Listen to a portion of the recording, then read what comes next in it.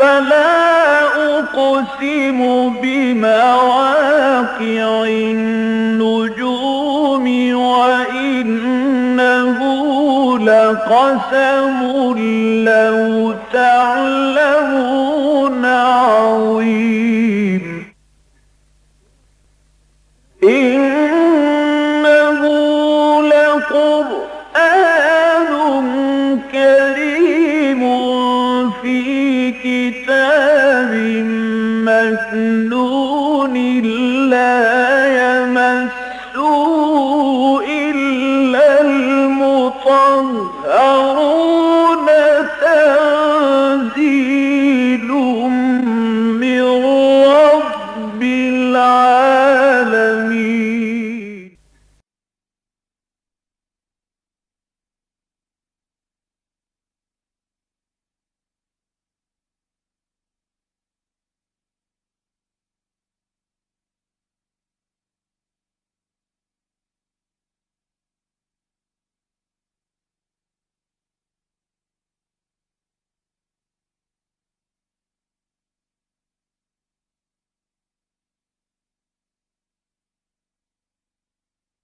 بسم اللہ الرحمن الرحیم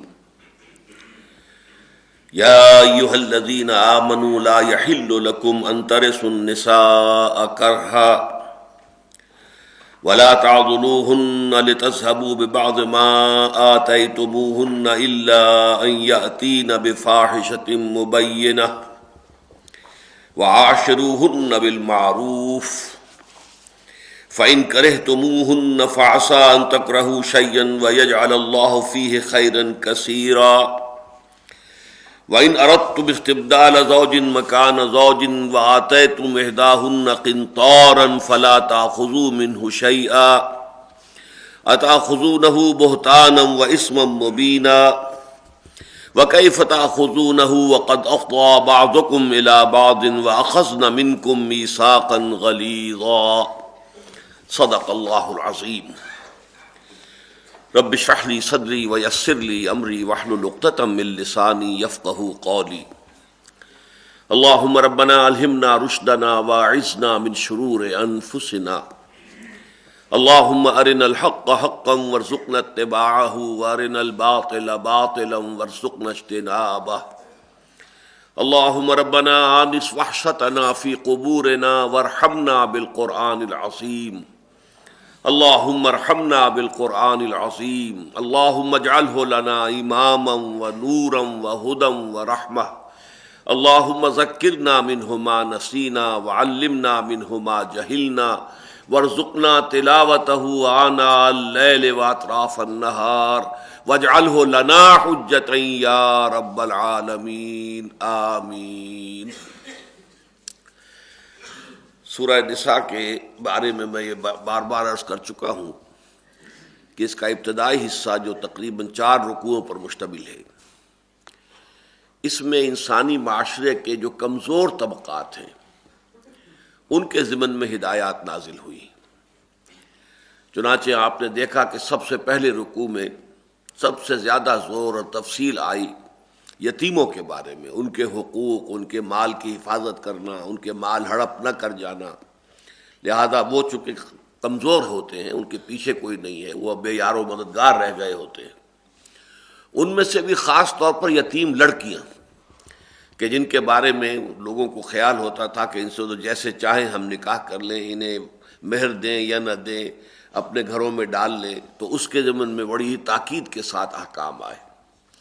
اس کے ساتھ ہی پھر خواتین کے بارے میں، اس لیے کہ ظاہر بات ہے کہ یہ بھی صنف نازک ہے، انسانی معاشرے میں کمزور حصہ ہے، اس کے حوالے سے اس کے حقوق، اور پھر یہ کہ اس کے ضمن میں سب سے بڑی بات یہ کہ یہ نہ سمجھو کہ اس کا وراثت میں کوئی حصہ نہیں ہے۔ جیسے کہ مردوں کے لیے جو کچھ بھی والدین نے ترکہ چھوڑا ہو اس میں حصہ ہے، اسی طریقے سے عورتوں کے لیے بھی ہے۔ اب اس ضمن میں پھر قرآن کا قانون وراثت جو ہے وہ 2 آیات کے اندر بہت ہی مفصل طور پر،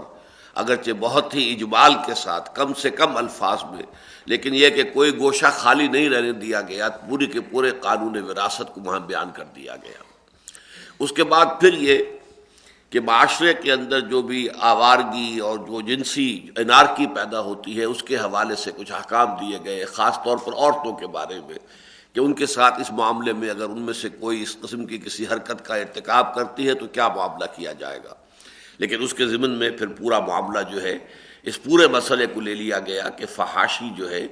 اور کوئی غلط قسم کی جو جنسی انارکی ہے اس کا اور پرورشن ہے، اس کے ضمن میں اسلامی معاشرے میں کیا اقدام ہونے چاہیے۔ اب پھر معاملہ چل رہا، اس کے ضمن میں ایک بہت اہم مضمون آ گیا تھا، یعنی یہ کہ قرآن حکیم میں یہ احکام کے ضمن میں حکمت کی جو آیات آتی ہیں وہ بہت اہم ہوتی ہیں۔ قرآن میں ایسا نہیں ہے کہ جیسے کہ آپ کو معلوم ہے کہ قانون کی کتاب ہوتی ہے وہ صرف قانون سے بحث کرتی ہے، دفعات چلے آ رہے ہیں قانون ہی کے، لیکن قرآن مجید میں آپ دیکھتے ہیں کہ قوانین آ رہے ہیں، ساتھ ہی تقویٰ کی تلقین آ رہی ہے، ساتھ ہی آخرت کی یاد دہانی کرائی جا رہی ہے،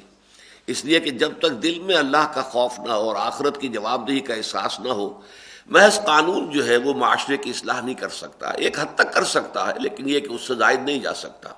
قانون کو تو کھلونا بھی بنایا جا سکتا ہے، اس کے ساتھ کھیلا جا سکتا ہے، اس کے ساتھ استہزاء ہو سکتا ہے، اس کو جس طرح چاہے انسان جو ہے وہ موم کی ناک کی طرح موڑ سکتا ہے۔ لہذا اس کے ساتھ ہی تقویٰ، اللہ تعالیٰ کی خدا ترسی کا معاملہ، پھر یہ کہ آخرت کی جواب دہی کا معاملہ، پھر اس کے ساتھ ہی حکمت کے بڑے قیمتی موتی، جیسے کہ پچھلا جو درس ہمارا تھا اس میں توبہ کی حقیقت،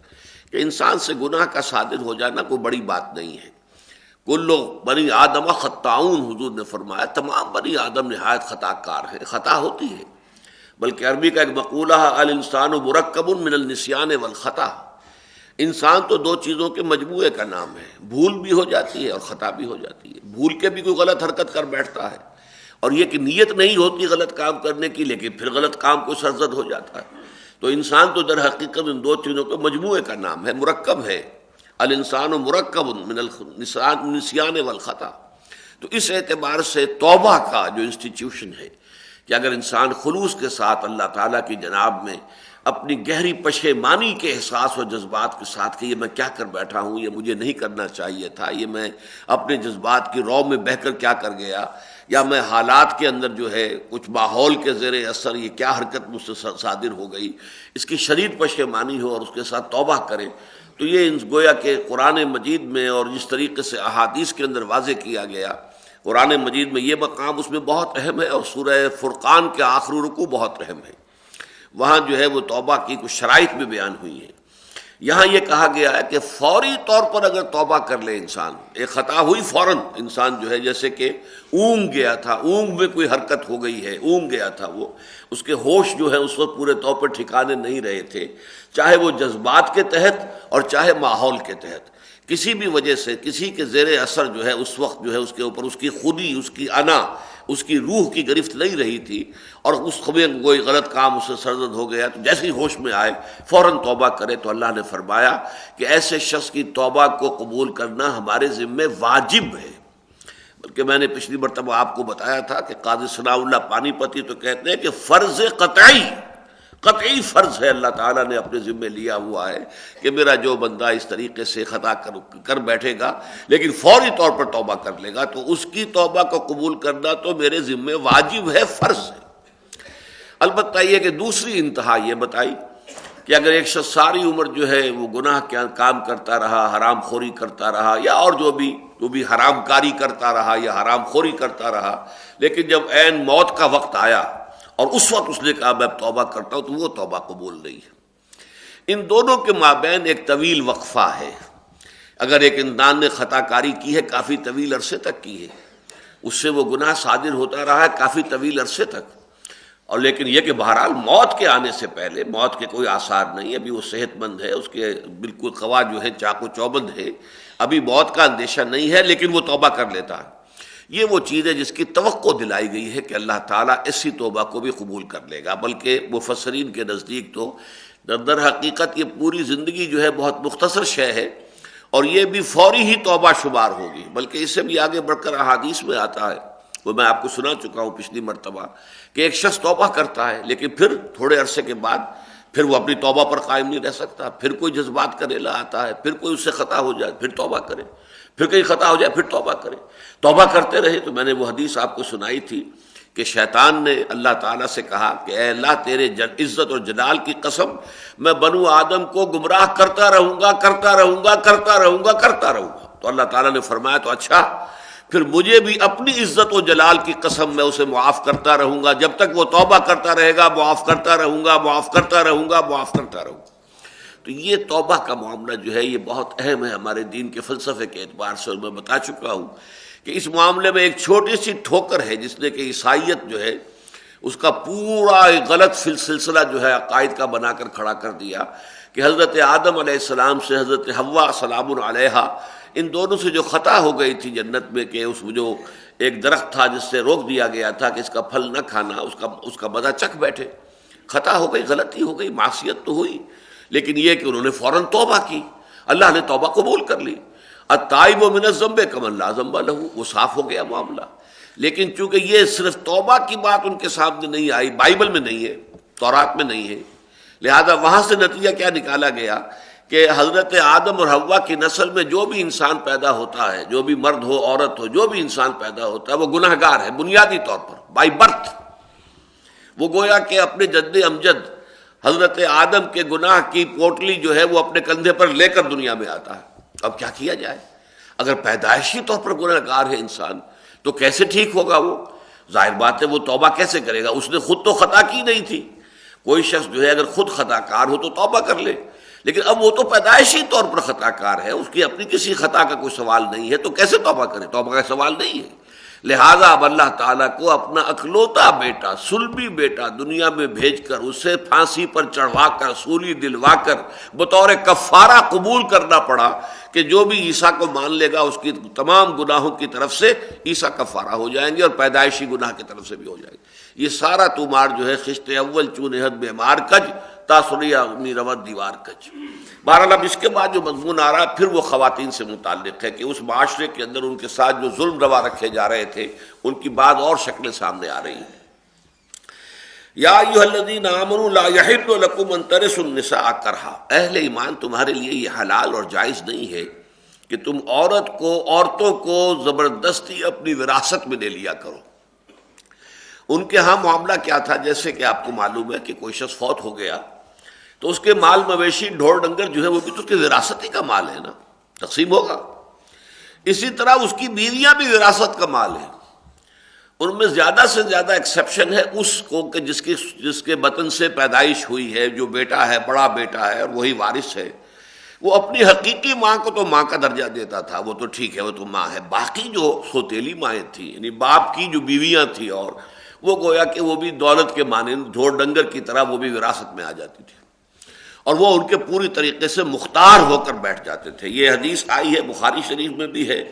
ابو داؤد میں ہے، نسائی میں ہے، حضرت عبداللہ ابن عباس سے کہ لوگ یہ کرتے تھے کہ وہ ایک وراثت کا مال سمجھ کر اور پھر پورا اختیار جو ہے وہ ان کو حاصل ہو جاتا تھا کہ اب وہ چاہیں تو اسے شادی کرنے دیں، چاہے تو نہ شادی کرنے دیں، چاہے خود ہی اپنے گھر میں ڈال لیں۔ یہ بدترین شکل تھی، بدترین شکل تھی، اس کا اس لیے ذکر علیحدہ سے بھی کیا جائے گا کہ بدترین شکل یہ تھی کہ اپنی سوتیلی ماں کو اپنے گھر میں ڈال لیا بیوی کی حیثیت سے۔ لیکن یہ ہے کہ اس کے علاوہ یہ کہ یہ تو اس سے ہلکے کام تھے کہ ہماری اجازت کے بغیر کہیں نکاح نہیں ہو سکتا، لہذا نکاح کریں گے تو جس سے چاہیں گے ہم کریں گے، نہ اسے خود اختیار ہے، نہ اس کے بھائی بندوں کو، اس کے باپ کو، یعنی اس کے میکے والوں کو کوئی اختیار نہیں۔ ماں باپ اگر زندہ ہیں ان کو کوئی اختیار نہیں، بھائی زندہ ہیں ان کو کوئی اختیار نہیں۔ سارا اختیار جو ہے وہ جو فوت ہو گیا ہے اس کا شوہر، اس کا جو وارث ہیں ان کو اختیار ہے کہ چاہیں تو ان کو شادی کرنے دیں، اور شادی کرنے دیں گے تو مہر خود لے لیں گے،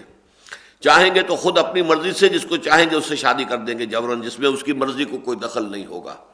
اور ورنہ یہ کہ اس کو پھر روکے رکھیں گے، نہ شادی کرنے دیں گے، نہ خود اپنے میں سے کسی کے ساتھ اس کی شادی کریں گے، نہ اپنے گھر میں ڈالیں گے، لیکن یہ کہ روکے رکھیں گے یہاں تک کہ وہ تنگ آ کر جو بھی کچھ اس کو اگر کچھ ملا تھا، کوئی مال دیا تھا باپ نے جو فوت ہو گیا، اس نے اگر کوئی مہر کے طور پر کچھ چیز دی تھی، جب تک وہ سب واپس نہ اس سے لے لے اس وقت تک اس کا راستہ خالی نہیں کرتے تھے۔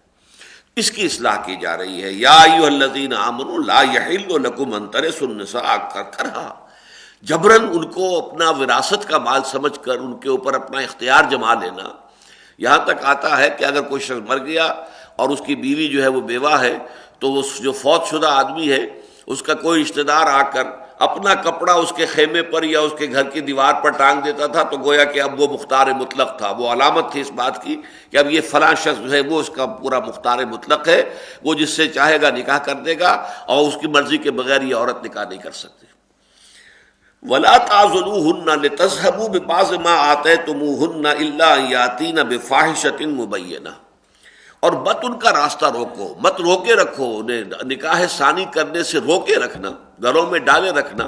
نہ خود یہ ہے کہ کسی سے نکاح کرنے دینا اور نہ اس کو اجازت دینی کہ وہ خود نکاح کر لے، لیکن ان کو راستہ روکے رکھنا۔ وَلَا تَعْضُلُوهُنَّ، مت راستہ روکو ان کا، لِتَذْهَبُوا، اس لیے تاکہ تم ان سے وصول کر لو، ما آتیتموہن، جو کچھ کہ تم نے دیا تھا انہیں، یعنی تمہارے باپ نے، فوت شدہ باپ نے جو کچھ مال اسے دیا تھا، اگر کوئی اس کو چیز فرض کیجئے کسی نے کوئی باغ دے دیا تھا اس کو اپنے مہر کے طور پر، اب جب تک وہ واپس نہیں کرے گی اس وقت تک اس کا راستہ نہیں کھولے گے۔ الا ان یاتین بفاحشۃ مبینہ، ہاں یہ راستہ روک لینا اور گھروں میں محبوس کر دینا، جیسے کہ پچھلے درس میں ہم دیکھ چکے ہیں، یہ ان عورتوں کے لیے ہوگا کہ جنہوں نے کوئی فوش حرکت کی ہو، غلط حرکت کی ہو، کوئی جو ہے بے حیائی کا بڑا ارتکاب کیا ہو، اور اس سے مراد زنا ہے۔ اگر زنا کی مرتکب ہو جائیں تو پھر تو ظاہر بات ہے کہ سزا کے طور پر، تعزیر کے طور پر اس کو بند کر دیا جائے گا، ان کا راستہ روک دیا جائے گا، بصورت دیگر اس کی اجازت نہیں ہے۔ وَعَاشِرُوهُنَّ بِالْمَعْرُوفِ، اب یہ اصول آیا ہے کہ ان کے ساتھ دنیا میں رہو معروف طریقے پر، بھلے طریقے پر، ان کے حقوق ادا کرو، ان کی عزت نفس کا بھی خیال رکھو، وہ بھی انسان ہے، آدم و حوا کی اولاد جیسے تم ہو ویسے ہی وہ بھی ہیں، جیسے احساسات تمہارے ہیں ویسے ان کے بھی ہیں، جیسے حقوق تمہارے ہیں ویسے حقوق ان کے بھی ہیں۔ یہ ہم پڑھ چکے ہیں سورہ بقرہ میں بھی، اور اب آگے چل کر سورہ نساء میں بھی آنے والی ہیں یہ باتیں، لیکن یہ اگرچہ اللہ تعالیٰ نے مردوں کو ایک درجہ فوقیت کا دیا ہے، وَلِلرِّجَالِ عَلَيْهِنَّ دَرَجَةٌ، لیکن یہ کہ یہ انتظامی معاملہ ہے کہ گھر کے اندر ایک میاں بیوی جو ہیں ان سے جو خاندان کی بنیاد پڑی ہے، اس خاندان کا سربراہ جو ہے وہ مرد ہوگا، عورت نہیں ہوگی۔ یہ تو ایک انتظامی معاملہ ہوا، باقی تو ظاہر بات ہے کہ شرف انسانیت میں وہ مشترک طور پر تمہارے ساتھ شریک ہیں، تم انسان ہو وہ بھی انسان ہے، تم حوا اور آدم کی اولاد ہو تو وہ بھی حوا اور آدم کی اولاد ہے۔ اس اعتبار سے ان کے ساتھ رہن سہن جو ہے، اسی لیے حضور نے فرمایا خیرکم خیرکم الی نسائکم وَأَنَا خَيْرُكُمْ لِأَهْلِي، مسلمانوں تم میں سے بہترین لوگ وہ ہیں جو اپنی عورتوں کے حق میں بہت نرم ہیں، شفیق ہیں، عمدہ برتاؤ کرتے ہیں، ان کی عزت نفس کو بھی ملحوظ رکھتے ہیں، اور دیکھو میرا اپنا معاملہ کیا ہے، میں تم میں سب سے بہتر سلوک کرنے والا ہوں اپنی گھر والیوں کے ساتھ، اپنی ازواج کے ساتھ۔ میری نرمی دیکھو، میرا ان کے ساتھ برتاؤ دیکھو، ان کی دلجوئی دیکھو، یہاں تک کہ ان کی دلجوئی کی خاطر جو ہے اپنے اوپر ایک شے جو ہے حرام کر لی، جس پر کہ اللہ تعالیٰ نے سورہ تحریم میں آپ نے دیکھا لما تحرم ما احل اللہ لک تبتغی مرضات ازواجک، اپنی بیویوں کی دلجوئی میں آپ اس حد تک چلے گئے کہ آپ کو جو چیز اللہ نے آپ کے لیے حلال ٹھہرائی ہے آپ نے اس کی قسم کھا لی کہ آپ اسے استعمال نہیں کریں گے، تو آپ کو اس حد تک نہیں جانا چاہیے، آپ کو اپنی قسم کھول دینی چاہیے۔ مطلب یہ کہ اس حد تک حضور کو خیال تھا دل جوئی کا، اور ان کے جذبات کا پاس آپ کرتے تھے، گھر کے کام کاج میں ہاتھ بٹاتے تھے۔ یہ سارے یہ نہیں کہ میں تو اللہ کا رسول ہوں، نبی ہوں، فلاں ہوں، یہ ہوں، میرا کیا معاملہ، اور اپنی ازواج کے ساتھ آپ کا معاملہ جو ہے وہ روکھا پھیکا بھی نہیں تھا، جیسا کہ ہمارے ہاں عام طور پر جو مذہبی لوگ ہوتے ہیں ان میں تکشف کا ایک انداز ہو جاتا ہے، بہت ہی روکھے سوکھے۔ نہیں، یہ نہیں، آپ کا گھریلو زندگی جو ہے، ازواج کے ساتھ آپ کی معاشرت جو ہے، اس میں تمام یعنی پیار اور محبت کی باتیں، دلجوئی کی باتیں ہوتی تھیں۔ عاشروہن بالمعروف فَإِن كَرِهْتُمُوهُنَّ فَعَسَىٰ أَن تَكْرَهُوا شَيْئًا فَيَجْعَلَ اللَّهُ فِيهِ خَيْرًا كَثِيرًا۔ اب یہ ایک شکل پیدا کی جا رہی، فرض کیجئے کہ آپ کو اپنی کوئی بیوی پسند نہیں، فرض کیجئے پہلے پسند تھی بھی تو اب آپ کے دل سے اتر گئی ہے، آپ کا طبعی میلان اس کی طرف نہیں رہا۔ اگر تم ان کو ناپسند کرو، نہ تمہیں بھاویں، وہ ترجمہ کیا ہے یہاں پر، اگر وہ تمہیں نہ بھاویں یعنی تمہیں اگر اچھی نہ لگ رہی ہوں کسی وجہ سے، تو ایک بات کو ذہن میں رکھو، عسیٰ ان تکرہوا شیئا ویجعل اللہ فیہ خیرا کثیرا، ہو سکتا ہے تم کسی شے کو ناپسند کرو درا حال ہے کہ اللہ تعالیٰ نے اس میں کوئی بہت بڑا خیر رکھ دیا ہو۔ یہ بات ہم سورہ بقرہ میں بھی پڑھ چکے ہیں کہ عسیٰ ان تکرہوا شیئا وہو خیر لکم وعسیٰ ان تحبوا شیئا وہو شر لکم واللہ یعلم وانتم لا تعلمون۔ ہو سکتا ہے تم کسی چیز کو ناپسند کرو درا حال ہے کہ اسی میں تمہارے لیے خیر ہو، اور یہ بھی ہو سکتا ہے کہ تم کسی چیز سے محبت کرو، پسند کرو، درا حالے کہ وہ فی الواقع تمہارے لیے شر ہو۔ اللہ جانتا ہے، تم نہیں جانتے۔ لہذا اس اصول کو سامنے رکھ کر انسان سوچے کہ اگر مجھے، اور حدیث میں فرمایا گیا ہے کہ سوچو اس کے اندر کوئی اور خیر ہوگا، کسی ایک پہلو سے تمہیں وہ اگر ناپسندیدہ محسوس ہو رہی ہے، کسی اور پہلو سے اس کے اندر کوئی خیر ہوگا، کوئی سیرت میں، کردار میں، اس کی شخصیت میں کوئی اور پہلو ایسا ہوگا، تلاش کرو اس پہلو کو، تاکہ اس کو نگاہ میں جما کر اور اس پر نگاہوں کو مرکوز کر کے ان کی طرف جو ہے وہ میلان تمہارا اثر نو قائم ہو جائے۔ فَإِن كَرِهْتُمُوهُنَّ فَعَسَىٰ أَن تَكْرَهُوا شَيْئًا وَيَجْعَلَ اللَّهُ فِيهِ خَيْرًا كَثِيرًا وَإِنْ أَرَدتُّمْ اسْتِبْدَالَ زَوْجٍ مَكَانَ زَوْجٍ، اور اگر تم فیصلہ کر ہی لو کہ ایک بیوی کو ہٹا کر دوسری بیوی لاؤ گے، وَآتَيْتُمْ إِحْدَاهُنَّ قِنْطَارًا، اور تم نے ان میں سے کسی کو جس کو کہ تم اب طلاق دینا چاہ رہے ہو، علیحدہ کر رہے ہو، اسے ڈھیروں مال بھی دیا ہو وہ مہر کے طور پر، فلا تاخذوا منہ شیئا، تو اب تم اس سے کوئی شے نہیں لے سکتے، تمہیں پورا کا پورا وہ مال اسی کے حوالے رکھنا ہوگا۔ اب اس میں پہلی بات تو یہ آئی کہ اگر تم چاہو، یہ تو ایک اعتبار سے تو بات بالکل واضح ہو گئی کہ اگر ایک ہی بیوی ہے اور وہ اب کسی وجہ سے ناپسند ہو گئی ہے، طبیعت کا میلان نہیں رہا ہے، تو واقعی صورت ایسی ہے، آگے چل کر اس سورہ مبارکہ کے اندر یہ بات آ جائے گی، وہ ہم پڑھ بھی چکے ہیں وہ آیات، کہ اگر کوئی ایسی شکل بن جائے کہ کسی طرح پر بھی اب طبیعت کے اندر موافقت نہیں ہو رہی ہے، تو پھر سیپریشن بہتر ہے۔ خامخواہ جو ہے کسی عورت کو لٹکائے رکھنا، معلق رکھنا، وہ معلقہ ہو جائے کہ نہ وہ شوہر والی ہے اور نہ وہ آزاد ہے کہ کہیں اور نکاح کر سکے، تو یہ چیز ناپسندیدہ ہے۔ تو اس صورت میں سیپریشن میں کوئی حرج نہیں ہے۔ لیکن یہ کہ اگر تم کسی اور سے شادی کرنے کے لیے اب یہ چاہو کہ جو مہر میں نے اسے دیا تھا یہ مجھے واپس کرے، اور یہی مہر میں استعمال کر سکوں کسی اور عورت سے نکاح کے لیے، تو یہ حرام ہے، یہ مطلقاً جو ہے اس کی اجازت نہیں ہے اگر تم طے کر ہی لو۔ اچھا اسی طریقے سے ہو سکتا ہے کسی کی 4 بیویاں ہوں، اب وہ کوئی 5ویں بیوی بھی لانا چاہتا ہے، تو اسلام کی روح سے پھر اسے ایک کو طلاق دینی پڑے گی۔ یہ تو جب حکم آیا تھا، یہ سورہ نساء کے ہم پڑھ چکے ہیں، تو جب یہ صورت پیدا ہوئی کہ 4 کی آخری حد ہے، پہلے رکوع میں یہ بات آ گئی تھی، تو بہت سے ایسے صحابہ تھے جن کے گھروں میں 4 سے زیادہ بیویاں تھیں، تو انہوں نے فرمایا بھائی ان میں سے جن کو 4 کو تم پسند کرتے ہو چن لو، رکھ لو، باقی کو تم فارغ کر دو۔ لہذا وہ ان کو علیحدہ طلاق دے دی گئی اور وہ علیحدہ ہو گئی۔ اسی طرح یہ ہے کہ اگر کسی کے ہاں پہلے ہی 4 ہیں، اب اس کی خواہش کسی اور 5ویں سے نکاح کی ہے، تو اسے پھر پہلی 4 میں سے کسی ایک کو چھوڑنا پڑے گا، وہ استبدال زوج مکان زوج ہو جائے گا۔ وَإِنْ أَرَدْتُمْ اسْتِبْدَالَ زَوْجٍ مَكَانَ زَوْجٍ وَآتَيْتُمْ إِحْدَاهُنَّ قِنْطَارًا، اور اگر تم نے کسی کو ان میں سے اس بیوی کو جس کو تم اب چھوڑ رہے ہو اسے بہت سا ڈھیروں مال دیا ہو، تب بھی فَلَا تَأْخُذُوا مِنْهُ شَيْئًا، تو اس میں سے کوئی شے واپس نہ لو، وہ مہر ان کا حق تھا، تم ان سے تمتع کر چکے ہو، وہ تمہارے گھروں میں آباد نہیں ہیں، تم نے ان سے صحبت کی ہے، تمہارے ساتھ وہ رہی ہیں، لہذا ان کا جو یہ حق ہے اس میں سے کوئی بھی چیز واپس لینا یہ در حقیقت مروت کے خلاف، شرافت کے خلاف، شریعت کے خلاف۔ قنطار کا لفظ وہ ہے کہ جس پر حضرت عمر رضی اللہ تعالیٰ عنہ کو لاجواب کر دیا تھا ایک خاتون نے، اس لیے کہ آپ کو معلوم ہے کہ حضرت عمر کے زمانے میں جب فتوحات جو ہیں بہت ہوئیں اور مال غنیمت کثرت کے ساتھ آیا، تو لوگوں کے اندر خوشحالی پیدا ہو گئی، دولت کی ریل پیل ہو گئی، تو اب نکاح کے موقع پر جو ہے مہر بھی بڑے بڑے باندھے جانے لگے۔ اس کو حضرت عمر نے سمجھا کہ یہ غلط ٹینڈنسی ہے، اس لیے کہ ظاہر بات ہے کہ اگر کسی معاشرے میں یہ بڑے مہر رکھنے کا رواج ہو جائے تو پھر غریب لوگوں کے لیے تو نکاح کرنا دشوار ہو جائے گا، ناممکن ہو جائے گا۔ اس لیے کہ کون ہوگا پھر کہ جو اپنی بچی کا نکاح جو ہے وہ کم مہر کے اوپر کرنے کو تیار ہو، جبکہ عام معاشرے میں رواج جو ہے وہ زیادہ مہر کا ہو چکا ہو،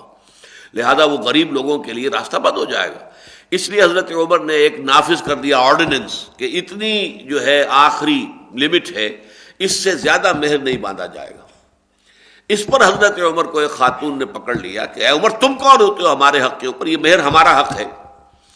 اللہ نے اس پر کوئی حد نہیں لگائی کہ اس سے زیادہ مہر نہیں ہوگا، اللہ کے رسول نے کوئی حد نہیں لگائی، بلکہ قرآن قنطار کا لفظ استعمال کرتا ہے کہ اگر تم نے ڈھیروں مال دیا ہو، سونا دیا ہو ڈھیروں، تب بھی تم اس سے کچھ واپس نہیں لے سکتے، تو تم کون ہوتے ہو ہمارے حق کے اوپر پابندی لگانے والے؟ تو حضرت عمر رضی اللہ تعالیٰ عنہ نے فرمایا آج ایک عورت نے عمر کو دین سکھایا، اور اپنا آرڈیننس واپس لے لیا۔ یہ در حقیقت جو ہے جانبین کے مابین طے ہونے والی بات ہے۔ ہمارے ہاں اس کے ضمن میں بڑے غلط تصورات پھیلے ہوئے ہیں کہ پتہ نہیں کتنے 23 روپے 30 روپے 32 روپے، یہ کوئی مہر جو ہے، یہ کوئی مہر فاطمہ ہے رضی اللہ تعالی عنہ، یہ کوئی مقرر نہیں ہے مہر۔ حضور کی ازواج میں سے حضرت خدیجہ رضی اللہ تعالی عنہ کا جو دور تھا، اس میں تو جب حضور کا نکاح ہوا ہے تو 12 اوقیہ سونا تھا، اس میں طلائی 12 اوقیہ۔ لیکن اس کے بعد آپ نے جتنے نکاح کیے ہیں مدینہ منورہ میں، تو اس میں آپ کا جو 500 درہم 12 اوقیہ، لیکن وہ چاندی کی شکل میں 12 اوقیہ، جو 500 درہم بنتے ہیں، ایک درہم جو ہے 3.5 ماشے چاندی کا بنتا ہے، یہ رہا ہے۔ اب ہمارے ہاں اگر وہ چاندی کے اعتبار سے جو ہے وہ حساب لگایا جائے تو جتنی بھی رقم بنے گی، یہ تمام ازواج کا یہ معاملہ رہا ہے کہ 500 درہم پر آپ نے نکاح کیا۔ البتہ اس میں ایک استثناء رہا، اور وہ تھا حضرت ام حبیبہ رضی اللہ تعالی عنہ۔ وہ چونکہ وہاں حبشہ میں تھیں، اور وہاں جو ان کا ساتھ ان کا شوہر گیا تھا، ان کے ساتھ دونوں گئے تھے میاں بیوی ہجرت کر کے، وہ شوہر مرتد ہو گیا، وہ عیسائی ہو گیا، لہذا وہ نکاح ختم ہو گیا۔ تو اب چونکہ وہ بغیر شوہر کے رہ گئی، تو حضور نے پھر دلجوئی کے لیے، حضور ہجرت فرما کر مدینہ تشریف لے جا چکے تھے، تو مدینے سے پھر پیغام بھیجا ہے کہ وہاں شادی کا ان کو، اور وہاں پر پھر نجاشی رحمۃ اللہ علیہ، حضرت نجاشی، وہ چونکہ صحابی نہیں ہیں، حضور سے ملاقات نہیں ہوئی ہے، لیکن ایمان لے آئے تھے، لہذا انہیں تابعین میں شمار کیا جاتا ہے، اس لیے میں رضی اللہ تعالیٰ عنہ نہیں کہہ رہا بلکہ رحمۃ اللہ علیہ۔ حضرت نجاشی نے نکاح پڑھایا، اور حضور کی طرف سے 4000 درہم یہ جو ہے خود اپنے طرف سے حضور کی جانب سے خود ادا کیا ہے مہر، اور یہ سب سے بڑا مہر ہے جو حضور صلی اللہ علیہ وسلم کی ازواج مطہرات کا ہوا ہے۔ تو گویا کہ اپنی جگہ پر تو یہ ہے کہ بہت زیادہ نہیں ماننا چاہیے، لیکن اس میں کوئی حد نہیں ہے، اور اس قنطار کے حوالے سے اس خاتون نے حضرت عمر کو لاجواب کیا، اور حضرت عمر نے اپنا آرڈیننس واپس لیا۔ فلا تاخذوا منه شیئا، تو اس میں سے کچھ بھی واپس نہ لو۔ اتاخذونه بہتانا واثما مبینا، کیا تم لوگ ان سے زیادتی کرتے ہوئے، ناحق اور ایک گناہ کا ارتکاب کرتے ہوئے؟ یہ اس کا حق تھا، حق تلفی کر رہے ہو، اس کے حق میں سے جو واپس اب لیتے ہو در حقیقت یہ گناہ ہے، یہ اسم ہے، یہ تو بہتان کے درجے میں آ جائے گا۔ بہتان ایک قولی ہوتا ہے، ایک عملی ہوتا ہے، یہ گویا کہ عملی بہتان ہے، ناحق ارتکاب ہے۔ وَكَيْفَ تَأْخُذُونَهُ وَقَدْ أَفْضَىٰ بَعْضُكُمْ إِلَىٰ بَعْضٍ، اور کیسے تم اس مہر میں سے کچھ واپس لیتے ہو جبکہ تم بے حجاب ہو چکے ہو ایک دوسرے کے ساتھ؟ یہ گویا کہ کنایا ہے، تمہارا جو ہے صحبت ہو چکی ہے، مجامعت ہو چکی ہے، ہم بستری ہو چکی ہے، اور ظاہر بات ہے اس سے زیادہ قرب تو تصور نہیں ہو سکتا کہ جو ایک مرد ایک عورت کے مابین ہوتا ہے۔ تو اس حوالے سے جب کہ تم ایک دوسرے سے اتنے قریب اور اتنے بے حجاب ہو چکے ہو ایک دوسرے کے سامنے، وَأَخَذْنَ مِنْكُمْ مِيثَاقًا غَلِيظًا، اور انہوں نے تم سے بڑا ایک پختہ عہد لیا ہے۔ یہ پختہ عہد نکاح کا عہد ہے۔ نکاح کو جب تم نے قبول کیا ہے تو، اور 2 گواہوں کی موجودگی میں کیا ہے، اس کا اعلان عام ہوا ہے، تو یہ در حقیقت ایک بڑا مضبوط میثاق غلیظ ہے، یہ قرآن مجید کہتا ہے۔ اس لیے کہ نکاح کے وقت جو ہے اس نیت کا ہونا ضروری ہے کہ یہ عمر بھر کے لیے سنجوگ ہے، یہ وقتی نہیں ہے۔ نکاح موقت یہ شیعوں کے ہاں ہے، متع جو ہے وہ شیعوں کے ہاں ہے، ہمارے ہاں سنیوں کے ہاں وہ کسی وقت جائز تھا لیکن پھر حرام مطلق ہو گیا ہے۔ بہت سی چیزیں ایسی تھیں جو بالکل آخر میں آ کر حرام کی گئی ہیں، انہی میں سے سود کا معاملہ بھی ہے، شراب کا معاملہ بھی بہت دیر میں آ کے آخر حرام مطلق ہوا ہے۔ لیکن یہ ہے کہ اسی طرح کا معاملہ متع کا جو اہل تشیع کے ہاں اب بھی وہ کہتے ہیں کہ وہ صحیح ہے، اس لیے کہ وہ چیزیں کہ جو حضور کے آخری دور میں آ کر حرام ہوئیں اور ان کی پوری طریقے سے شہرت نہیں ہوئی، اس لیے کہ ذرائع ابلاغ تو تھے نہیں، نہ کوئی پرنٹنگ تھی، نہ کوئی الیکٹرانک میڈیا کا تو کوئی سوال ہی نہیں تھا، وہاں پہ تو کوئی پرنٹنگ وغیرہ بھی نہیں تھی، لہذا وہ خبریں پہنچتے پہنچتے وقت لگتا تھا۔ کسی شے کی تحریم کے حکم کو جو ہے اس کا عام ہونا جو ہے اس میں وقت لگتا تھا، لہذا اس میں بھی وقت لگا، اور لوگوں کو بعضوں کو یہ خیال رہا کہ شاید اس کی حرمت نہیں ہوئی ہے۔ اس حرمت کو پھر حضرت عمر نے نافذ کیا رضی اللہ تعالیٰ عنہ، اور شیعوں کا معاملہ یہ ہے کہ وہ حضرت عمر کے دشمن ہیں، لہذا حضرت عمر رضی اللہ تعالیٰ عنہ نے جو کام بھی کیا اس کی مخالفت وہ اپنے ذمہ فرض سمجھتے ہیں، لہذا اسی طریقے سے یہ جو ایبسینٹی لینڈ لارڈزم ہے، زراعت کا معاملہ، اس کی بھی حرمت بہت آخری دور میں حضور نے فرمائی، اس کا بھی حکم نہیں لوگوں تک نہیں پہنچ سکا، بہت بعد میں جا کر پہنچا ہے، اور اس کے بعد بہت سے صحابہ جو مزارعت کرا رہے تھے اپنی زمینوں پر، پھر انہوں نے اس کو ترک کیا ہے، تو انہی میں سے یہ بھی ہے۔ تو فرمایا کہ وَكَيْفَ تَأْخُذُونَهُ وَقَدْ أَفْضَىٰ بَعْضُكُمْ إِلَىٰ بَعْضٍ وَأَخَذْنَ مِنكُم مِّيثَاقًا غَلِيظًا. یہ نکاح کا رشتہ جو ہے یہ کوئی معمولی رشتہ نہیں ہے، بڑا مضبوط رشتہ ہے. انسانی رشتوں کے اندر یہ بہت ہی یہ سمجھیے مضبوط ترین رشتہ ہے. اور اللہ کا شکر ہے کہ ہمارے معاشرے میں ابھی تک یہ کیفیت باقی ہے. ایک دفعہ شادی ہو گئی، 50 سال 60 سال ساتھ رہ رہے ہیں، اور اس میں جو ہے کہیں کو رکھنا نہیں آتا. یہ ابھی تک ہمارا یہ فیملی سسٹم جو ہے یہ کسی درجے انٹیکٹ ہے، اگرچہ ہمارا اونچا طبقہ جو ہے اس کے اندر خرابیاں آ چکی ہیں، لیکن مغرب تلا ہوا اس پر کہ ہمارے اس نظام کو ختم کر دے، توڑ پھوڑ کر رکھ دے. اور جو حال ان کا ہوا ہے کہ معاشرتی زندگی جو ہے درہم برہم ہو گئی ہے، خاندانی نظام جو ہے بالکل ختم اور مختل ہو کر رہ گیا، وہ چاہتے ہیں کہ یہی معاملہ ہمارا بھی ہو جائے. بہرحال یہ تو جو بھی بیجنگ کانفرنس تھی، یا یہ کہ کائرو کانفرنس تھی، یا پھر بیجنگ +5 کانفرنس ہوئی ہے UN کے تحت، ان سب کا ایجنڈا یہی ہے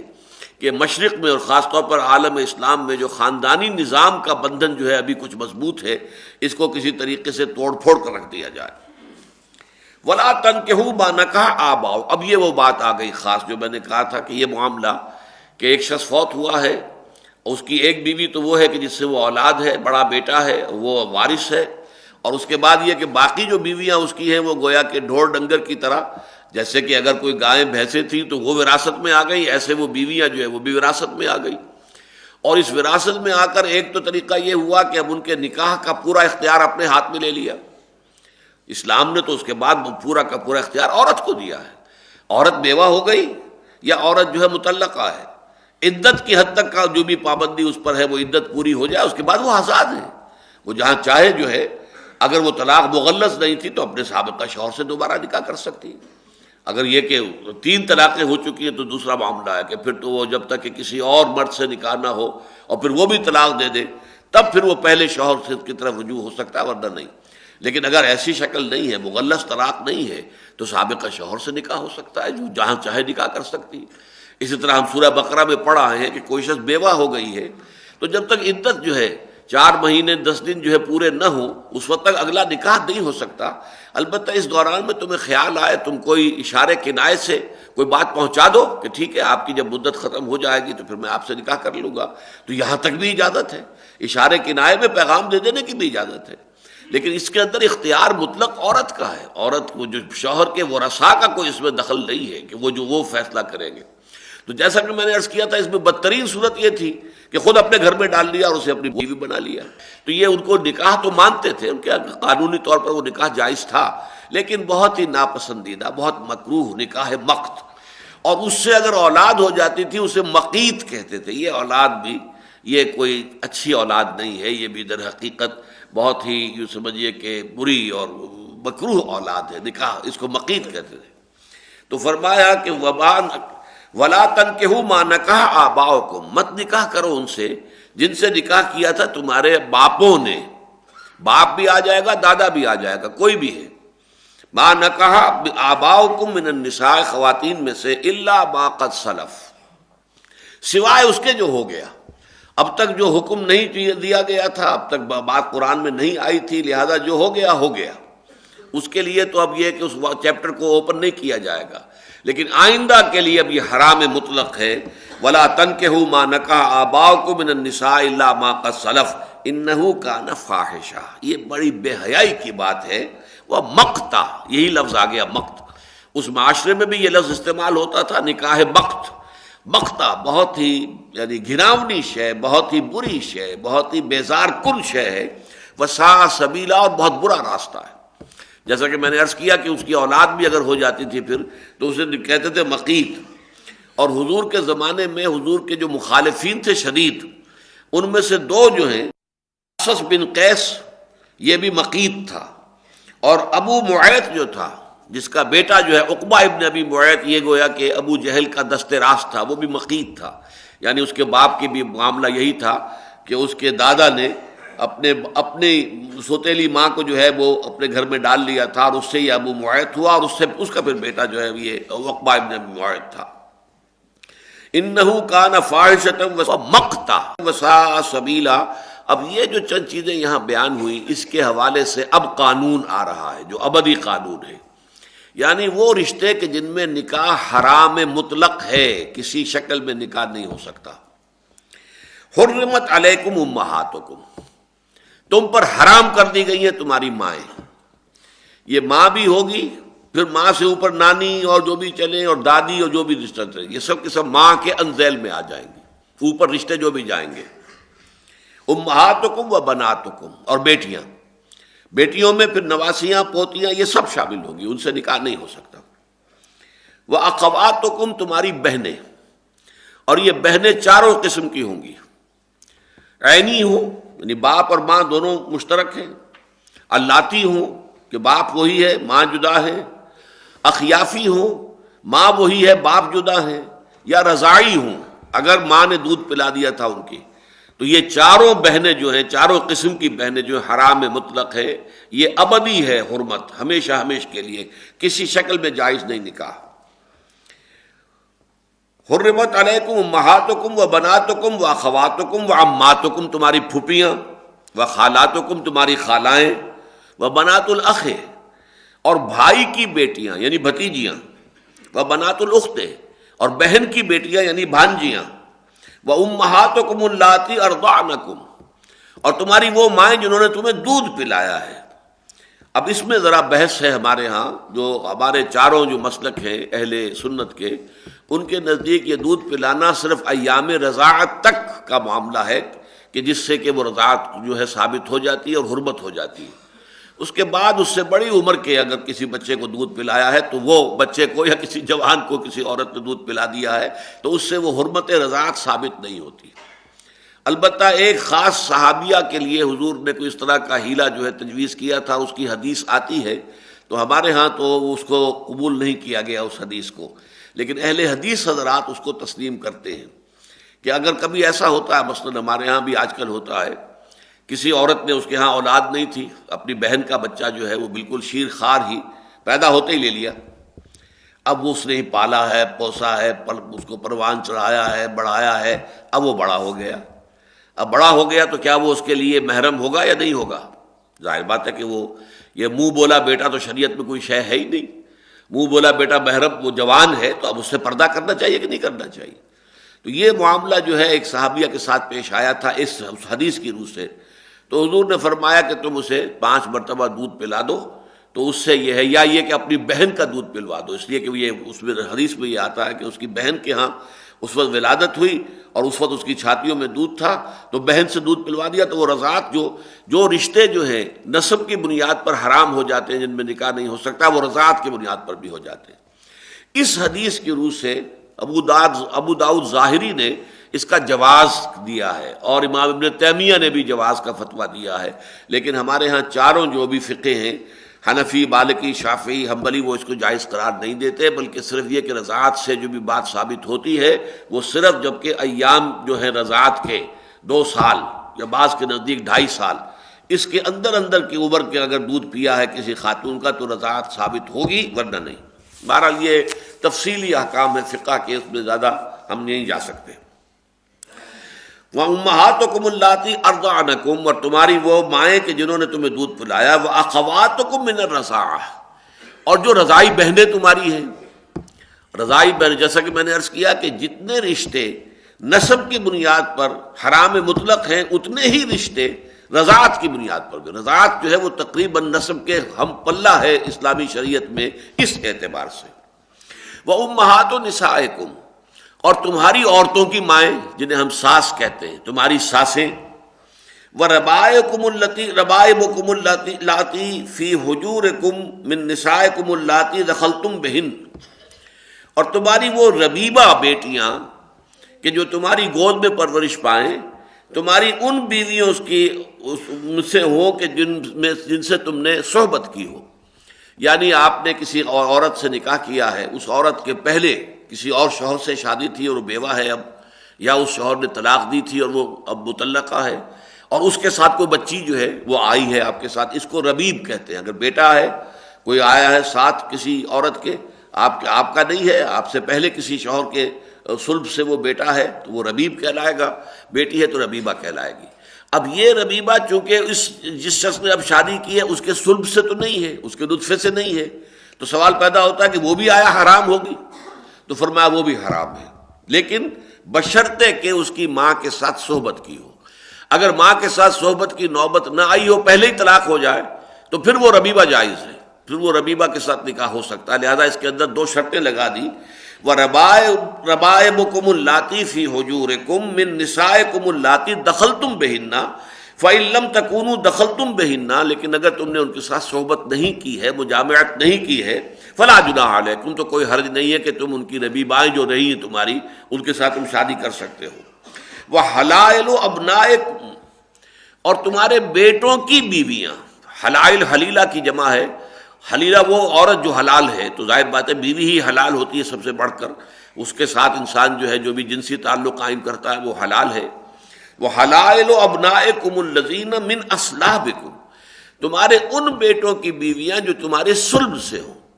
منہ بولے بیٹے کا معاملہ نہیں ہے. جیسا کہ آپ کو معلوم ہے حضرت زینب بنت جحش رضی اللہ تعالیٰ عنہ کے ساتھ جو معاملہ ہوا کہ ان کا جو نکاح حضور نے کروایا تھا حضرت زید ابن حارثہ رضی اللہ تعالیٰ عنہ کے ساتھ، اور پھر انہوں نے جو ہے وہ طلاق دے دی. تو پھر حضور سے ان کا اللہ تعالیٰ کے حکم سے نکاح ہوا، پہلے آسمان پر پھر زمین پر. تو اس لیے تاکہ یہ رسم جو ہے ٹوٹ جائے، ورنہ عرب میں یہ تھا کہ منہ بولا بیٹا بھی بالکل بیٹے کے مانند تھا. وراثت میں بھی اس کا حصہ ہے، فلاں بھی ہے، یہ بھی ہے، وہ بھی ہے، اور اس کے ساتھ جو ہے اس کی بیوی کے ساتھ جو ہے کسی طور پہ بھی ہمیشہ ہمیش کے لیے گویا کہ وہ جو ہے وہ حرام ہے. وہ باپ جو ہے اس سے نکاح نہیں کر سکتا، چاہے وہ منہ بولے بیٹے نے طلاق دے دی ہو یا منہ بولا بیٹا فوت ہو گیا ہو، بیوہ ہو وہ نہیں. لیکن یہ شریعت نے کہا ہے تمہارے صرف ان بیٹوں کی بیویاں کہ جن سے تم نے صحبت کی ہو. وَأَن تَجْمَعُوا بَيْنَ الْأُخْتَيْنِ، اور یہ بھی حرام ہے کہ تم دو بہنوں کو ایک نکاح میں جمع کرو. ایک بہن اگر آپ کے پہلے نکاح میں ہے تو دوسری بہن اس وقت نکاح میں نہیں آ سکتی. ہاں پہلی یہ بہن جو ہے فوت ہو جائے یا اسے آپ نے طلاق دی ہو، تب تو پھر اس کی بہن کے ساتھ جو ہے نکاح ہو سکتا ہے. یہ گویا کہ محرمات ابدیہ میں سے نہیں ہے. یہ اس حوالے سے ہے کہ چونکہ کوئی عورت آپ کے نکاح میں ہے تو اس کی بہن جو ہے وہ آپ کے لیے اب حرام ہے، جب تک کہ وہ پہلی بہن جو ہے یا تو وہ فوت ہو یا آپ طلاق دیں. اس کے بغیر جو ہے ان دونوں کو جمع کرنا جائز نہیں. لیکن اسی کو ایکسٹینڈ کیا حضور نے صلی اللہ علیہ وسلم کہ جیسے دو بہنوں کو ایک نکاح میں جمع نہیں کیا جا سکتا، اسی طرح خالہ اور بھانجی کو بھی جمع نہیں کیا جا سکتا، اور پھپھی اور بھتیجی کو بھی جمع نہیں کیا جا سکتا. یہ اضافہ ہے محمد الرسول اللہ صلی اللہ علیہ وسلم کی جانب سے. اور یہ اصول ہے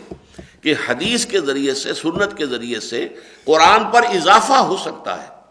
قرآن کی کسی چیز کی نفی نہیں ہو سکتی، لیکن قرآن پر اضافہ جو ہے وہ ہو سکتا ہے. اس حوالے سے یہاں جو ہے اس کو نوٹ کر لیجئے، اس کی ایک اہم مثال یہی ہے.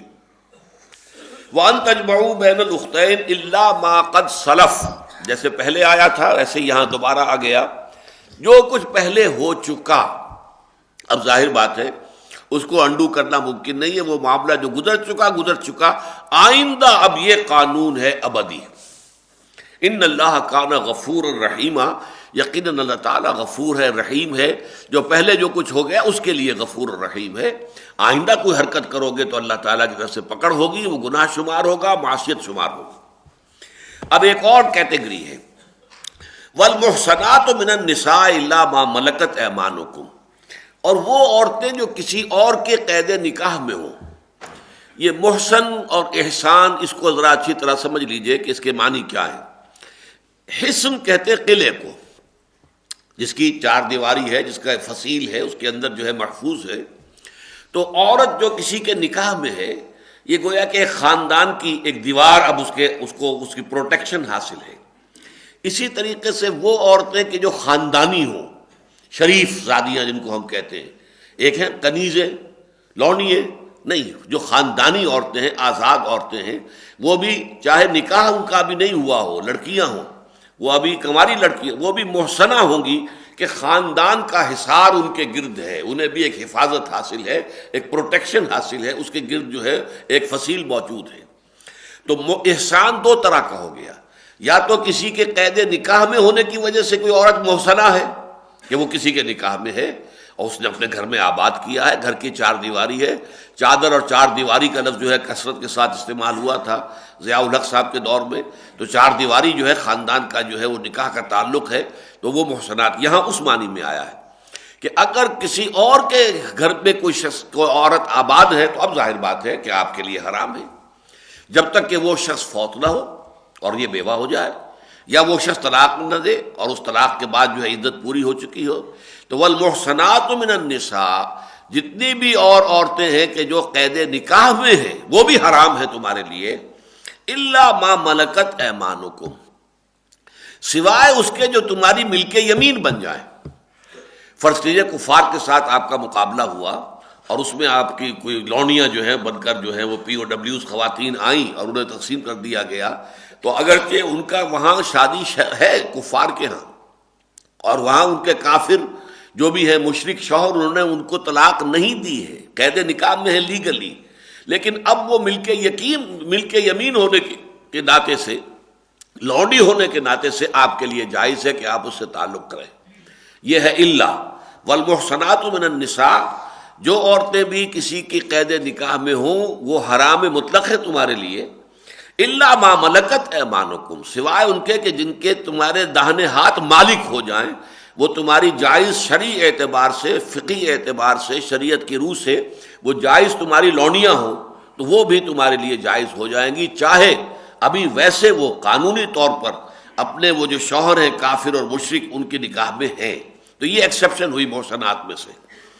کتاب اللہ علیکم، اب یہ قانون پورا ہوا،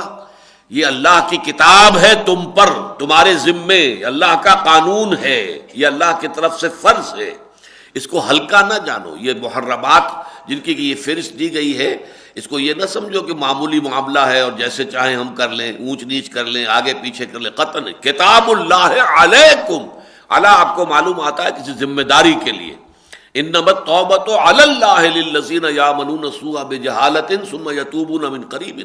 اللہ کے ذمے ہے کہ وہ توبہ قبول کرے ان لوگوں کی کہ جو کسی نادانی میں، جہالت میں، جذبات کی رو میں بہہ کر غلط حرکت کر بیٹھتے ہیں پھر فوراً توبہ کرتے ہیں. اسی طرح کتاب اللہ علیکم، یہ اللہ کا فرمان ہے، اللہ کا حکم ہے، واجب الاذعان ہے، واجب التعمیل ہے، واجب التنفیذ ہے تمہارے لیے. وَأُحِلَّ لَكُم مَّا وَرَاءَ ذَلِكُم، باقی رشتے جو ہیں دنیا کے وہ تمہارے لیے جائز ہیں. یعنی یہ کہ شریعت نے صرف وہ معاملہ واضح کر دیا کہ جہاں تمہارا نکاح نہیں ہو سکتا، باقی جو ہے وہ سب کے سب مباح ہے. پوری دنیا جو ہے اس کے اندر آپ جو ہے ظاہر بات ہے کہ اس کا مسلمان ہونا شرط ہے. باقی یہ کہ اگر ان شرائط میں سے کوئی اور شرط موجود نہیں ہے، ان قیود اور حدود میں سے کوئی اور حد یا قید نہیں ہے، تو جائز ہے نکاح کرو. وَأُحِلَّ لَكُم مَّا وَرَاءَ ذَلِكُمْ أَن تَبْتَغُوا بِأَمْوَالِكُمْ، کہ تم حاصل کرو ان خواتین کو اپنے نکاحوں میں اپنے مالوں کے عوض. مہر لازم ہے، یہ ایک شرط کے طور پر ہے اسلامی نکاح میں کہ آپ کو مہر کچھ نہ کچھ دینا پڑے گا،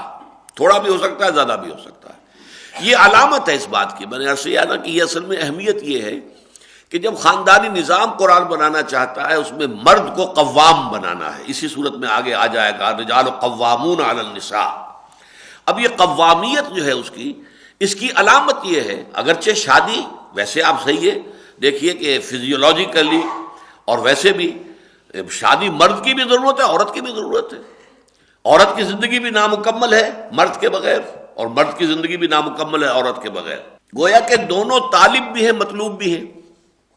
لیکن شریعت نے یہ مہر کی رقم مقرر کر کے گویا کہ ایک کو طالب قرار دیا، دوسرے کو مطلوب قرار دیا. شوہر ہے جو طالب بنتا ہے. تبتغوا، تم چاہو، یہ مردوں سے خطاب ہو رہا ہے. ان تبتغوا باموالکم، اپنے مالوں کے عوض تم مہر دے کر نکاح کرو. محسنین غیر مسافحین، یہ شرط نمبر 2. محسن بننے کے لیے یعنی ان عورتوں کو اپنی قید نکاح میں لانا، بسانا، آباد کرنا ہو. یہ نہ ہو کہ صرف اپنی شہوت رانی کرنی ہے. یہ سارا معاملہ جو ہے حرام کاری کا، اور بس اس میں پیش نظر کیا ہے؟ زنا کیا ہے؟ صرف وقتی لذت ہے جو حاصل کرنی ہے. یہ سارا پیشہ جو ہو رہا ہے، پیشہ ور عورتیں جو بیٹھی ہوئی ہیں، کیا ہے یہ وقتی لذت حاصل کرنے کے لوگ جاتے ہیں اور پیسہ دیتے ہیں اور ان کو جو بھی ہے ان کی قیمت وہ ان کو ادا کرتے ہیں. یہ نہ ہو. محسنین ہو غیر مسافحین، صرف شہوت رانی مقصود نہ ہو، بلکہ احسان، وہی جو میں نے عرض کیا، قید نکاح میں لانا. یہ شرط ہے کہ پوری زندگی کا سنجوگ کی نیت ہونی چاہیے، لڑکے کی بھی، لڑکی کی بھی، مرد کے بھی، عورت کے بھی. صرف اپنی ایک جو جنسی ضرورت ہے اور وقتی لذت جو ہے حاصل کر لینا، تلذذ، یہ نہیں۔ فَمَسْتَمْتَعْتُمْ بِهِ مِنْهُنَّ فَآتُوهُنَّ أُجُورَهُنَّ فَرِيضَةً، تو اب تم نے جو ان سے تمتع کیا، فائدہ اٹھایا، تم نے اپنے گھر میں آباد رکھا، اپنی جنسی ضرورت ان سے پوری کی ہے، تو اب تمہارے ذمے ہے کہ انہیں ان کے مہر ادا کرو فرض جان کر۔ اس کو اپنے اوپر تاوان نہ سمجھو، اسے اپنے اوپر جرمانہ نہ سمجھو، ان کے فریض، ان کے جو بھی اجور ہیں، اور اس سے پہلے صدقات کا لفظ آیا تھا، وہ بھی کسی کے صدق نیت اور صدق طلب کی علامت ہے۔ صدقاتہن نحلہ وآتوا النساء صدقاتہن نحلہ، خوش دلی کے ساتھ ان کو ان کے جو مہر ہے وہ ادا کیا کرو۔ تو فرمایا فریضہ۔ اب دیکھیے الفاظ کیا قرآن استعمال کر رہا ہے، کتاب اللہ علیکم، ان احکام کو لائٹلی مت لو، یہ اللہ کی طرف سے لکھ دیے گئے ہیں، تمہارے لیے طے کر دیے گئے ہیں، یہ ہے کہ جو ہمیشہ کے لیے دائم و قائم ہے، تمہارے ذمے ہے، تمہارے لیے واجب الاذعان، واجب التعمیل، واجب التنفیذ ہے۔ یہاں فرمایا فآتوہن اجورہن فریضہ،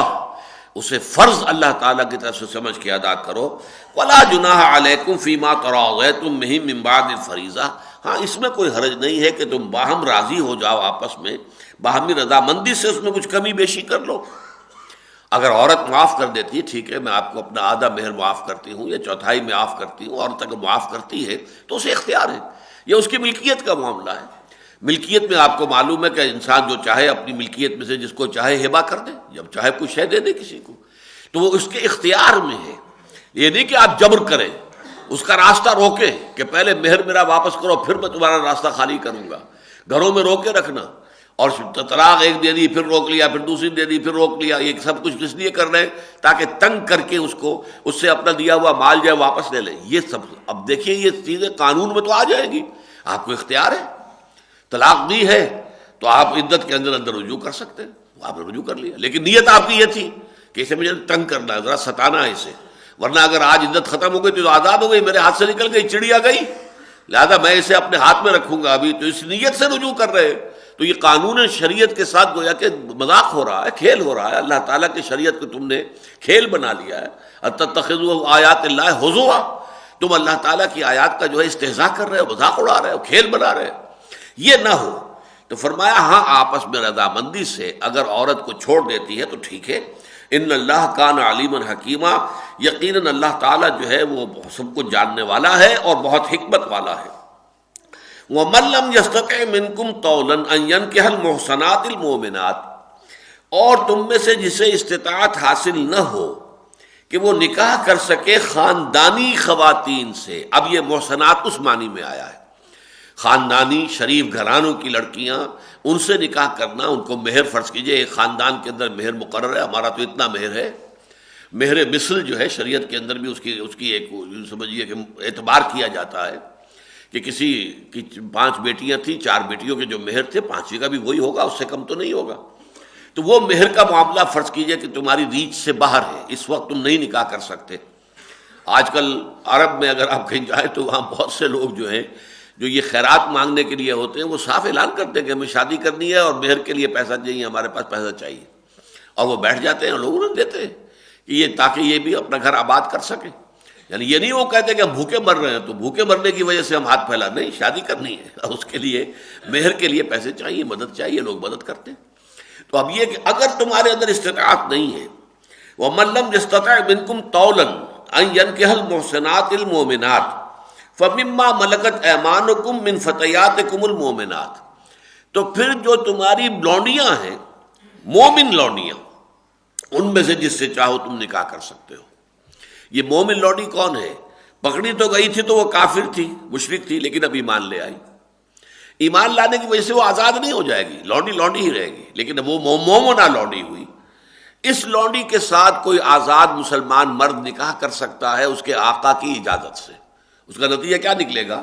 کہ پھر آقا اس سے کوئی تعلق نہیں رکھے گا، گویا کہ جو حق اس آقا کے پاس تھا کہ اس سے تمتع کرے، اس سے صحبت کرے، وہ اپنا حق جو ہے وہ ٹرانسفر کر دیتا ہے کسی مسلمان مرد کو جو غریب ہے، جو کسی خاندانی آزاد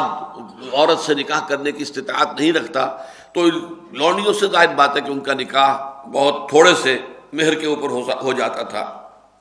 مما ملکت ایمانکم من فتیاتکم المؤمنات، اب اس میں ایک اندیشہ ہوتا تھا کہ ہو سکتا ہے کسی عورت نے صرف اپنے لیے ایک راستہ نکالنے کے لیے ہی وہ ایمان کا اعلان کر دیا ہو، دل میں اس کے ایمان نہ آیا ہو.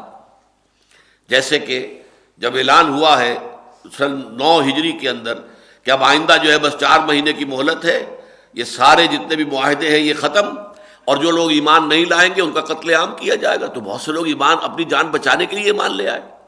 اسی طریقے سے فرض کیجئے کہ یہ کوئی کسی عورت نے یہ سمجھا ہوا مسلمان معاشرے کے اندر میں آئی گئی ہوں، لونڈی کی حیثیت سے یہاں ہوں، تو میں کیوں نہ مسلمان ہی ہو جاؤں تاکہ کچھ نہ کچھ تو میرا لحاظ کیا جائے گا کہ یہ مسلمان عورت ہے. تو اس نے ایمان جو ہے کلمہ پڑھ لیا. تو فرمایا واللہ اعلم بایمانکم،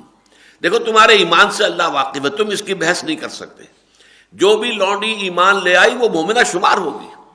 آپ یہ نہیں کہہ سکتے تم خام خواہ جو ہے وہ اپنی جان بچانے کے لیے یا کوئی مفاد حاصل کرنے کے لیے یا کسی مسلمان مرد سے نکاح کرنے کے قابل ہو جانے کے لیے تم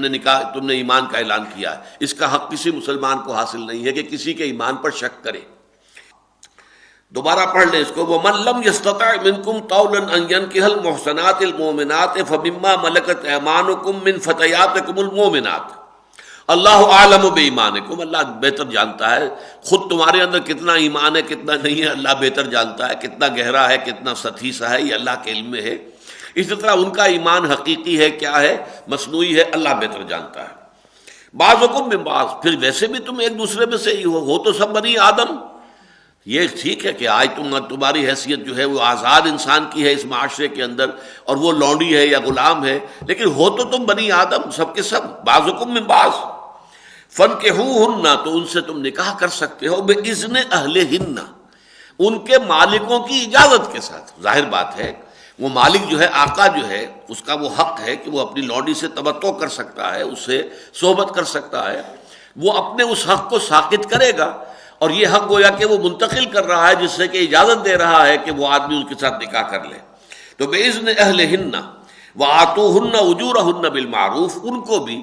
ان کے مہر جو ہے بہتر طریقے سے شرافت کے ساتھ ادا کرو. لیکن شرطیں جو ہے محسنات، وہی 2 شرطیں تو وہی آ گئی. محسنات، انہیں گھر میں آباد کرنا مقصود ہونا چاہیے. غیر مصافحات، صرف یہ نہ ہو کہ شہوت رانی مقصود ہو. ولا متخذات اخدان، اور نہ یہ کہ چھپی ہوئی یاریاں اور دوستیاں اور خفیہ تعلقات، معاذ اللہ ثم معاذ اللہ، یہ نہ ہو. فاذا احسن، پھر اگر وہ بھی آ گئی قید نکاح کے اندر، فإن أتين بفاحشة فعليهن نصف ما على المحصنات من العذاب، اب اگر وہ کوئی غلط حرکت کریں گی، فرض کیجئے وہ زنا کا ارتکاب کر بیٹھتی ہیں، تو ان کو سزا ملے گی آدھی ان عورتوں کی نسبت کے جو خاندانی ہوں.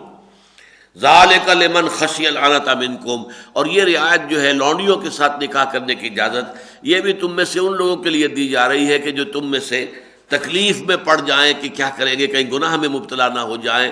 آزاد اور شریف گھرانوں کی کسی خاتون سے نکاح کرنے کی مقدرت نہیں ہے، پیسہ نہیں ہے، مہر ادا نہیں کر سکتے، اور اس میں امکان ہے کہ ہم کسی گناہ میں مبتلا ہو جائیں، غلط راستے پر جا پڑے، تو یہ رعایت ہے کہ تم غلام لونڈی کے ساتھ نکاح کر لو اس کے آقا کی اجازت سے.